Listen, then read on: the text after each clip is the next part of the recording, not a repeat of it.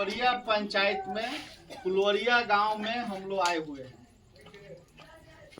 जटाहवा बाबा के पास 24/8/2025 को एनडीए कार्यकर्ता सम्मेलन रखा गया है।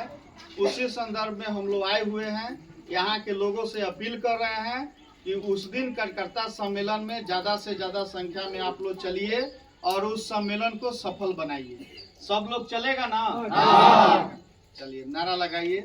नीतीश कुमार जिंदाबाद, नीतीश कुमार जिंदाबाद, संजय झा जिंदाबाद, एनडीए गठबंधन जिंदाबाद, एनडीए गठबंधन जिंदाबाद, नरेंद्र मोदी जिंदाबाद, रमेश कुशवाहा जिंदाबाद, रमेश कुशवाहा जिंदाबाद, विजय लक्ष्मी देवी जिंदाबाद, फुलवरिया के जनता जिंदाबाद, फुलवरिया के जनता जिंदाबाद, एनडीए गठबंधन जिंदाबाद, देश राजभर जिंदाबाद, देश राजभर जिंदाबाद,